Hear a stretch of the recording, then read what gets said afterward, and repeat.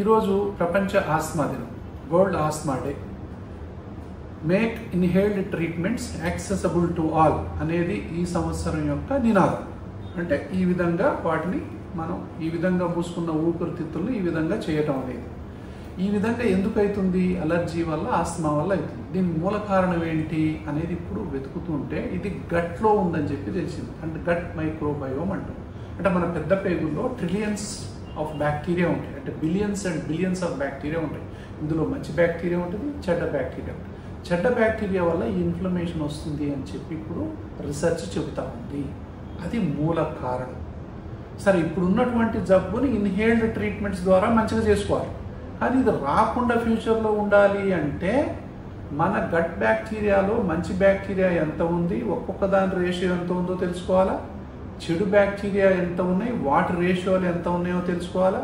అసలు missing bacteria, మంచి bacteria ఏది మిస్ అవుతుందో కూడా తెలుసుకోవాలి.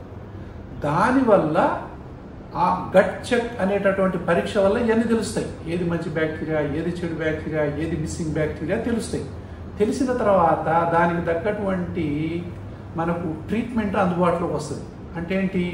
ఫుడ్ ద్వారానే మంచి బ్యాక్టీరియాని పెంచడం ఎట్లా, ఆ ఫుడ్ కట్ చేయడం ద్వారా చెడు బ్యాక్టీరియాను తొలగించడం ఎట్లా అనేది తెలుస్తుంది. మిస్సింగ్ బ్యాక్టీరియా ఉందనుకోండి, మంచి బ్యాక్టీరియా మిస్ అయింది కదా, అని ప్రోబయాటిక్స్ ద్వారా వేస్తారు.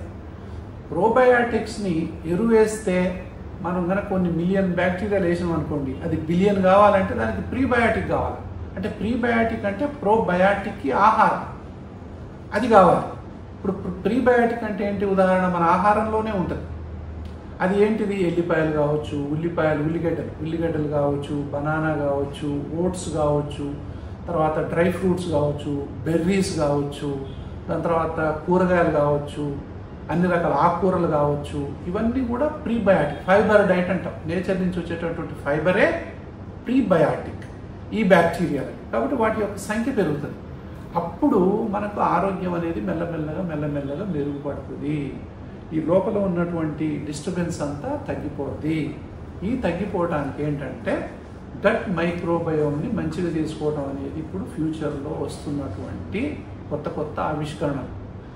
ఈ గట్ మైక్రోబయోమ్ మన డయాబెటీస్ కారణం కావచ్చు, మన ఒబేసిటీకి కారణం కావచ్చు, క్యాన్సర్కి కారణము, ఆస్తమాకి కారణం, అలర్జీకి కారణం, ఆర్థరైటిస్ కారణం, మానసిక జబ్బులకు కారణం, డిప్రెషన్ కారణం, యాంగ్జైటీ, టెన్షను, మన మూడు, మన యొక్క ఇది, అంటే ప్రతిదీ కూడా ఈ గట్ బ్యాక్టీరియా మీద ఆధారపడి ఉందని చెప్పి ఇప్పుడు రీసెర్చ్ అనేది చెప్తాము.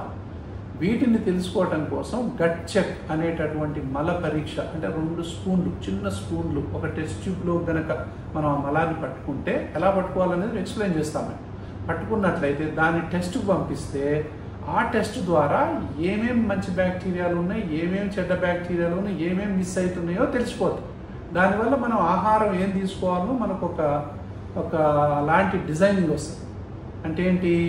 అన్నీ ఇగో ఇది తీసుకోవాలి, ఇగో ఇది ఇంత తీసుకోవాలి, ఇది ఇప్పుడు తీసుకోవాలి అనేటటువంటి డైట్ ప్లాన్ వస్తుంది. దానివల్ల మనం ఆరోగ్యాన్ని మెరుగుపరచుకోవచ్చు. అంటే ప్రోబయాటిక్ ఏం తీసుకోవాలో ఆ ప్రోబయాటిక్ని కూడా మనం తీసుకోవచ్చు. ప్రీబయాటిక్ ఏం తీసుకోవాలో కూడా ఆ డైట్ ప్లాన్లోనే వస్తుంది. ఈ డైట్ ప్లాన్ ఎప్పుడు తయారైంది? గట్ చెక్ చేయించుకున్న తర్వాత. బహుశా ప్రపంచంలో రానున్న రోజుల్లో గట్ చెక్ అనే పరీక్ష చేయించుకోని వాళ్ళు ఉండరంటే అతిశయోక్తి కాదు. అంటే మల పరీక్ష చేయించుకోని వాళ్ళు ఉండరు. ఎందుకంటే ఆరోగ్యానికి అది ఒక సిగ్నేచర్ టెస్ట్. అది మన ఆరోగ్యానికి అదే సిగ్నేచర్ టెస్ట్, మన అనారోగ్యానికి కూడా అదే సిగ్నేచర్ టెస్ట్. ఈ టెస్ట్ అనేది మనం చూసుకుంటే, ఓహో మనకు ఇంత చెడ్డ బ్యాక్టీరియా ఉంది, ఓహో ఇంత మంచి బ్యాక్టీరియా ఉంది, కానీ మంచి బ్యాక్టీరియాలో చాలా బ్యాక్టీరియాలు మిస్ అవుతున్నాయి అని ఆ రిపోర్ట్ చూడగానే మనం తెలిసిపోద్ది. ఏం తీసుకోవాలో ఏం తీసుకోవద్దో కూడా అర్థమైపోద్ది. ఏ ప్రోబయాటిక్ తీసుకోవాలా, ఏ ప్రీబయాటిక్ తీసుకోవాలో కూడా అర్థమైంది. కాబట్టి ఇలాంటివన్నీ మనకు వస్తున్నాయి. శ్వాస హాస్పిటల్లో దీన్ని మనం మొదలు పెడుతున్నాం. సో ప్రపంచ ఆస్మా దినోత్సవం సందర్భంగా thank you so much. Doctor Vishnu Rao Veerapaneni, శ్వాస హాస్పిటల్, హైదరాబాద్.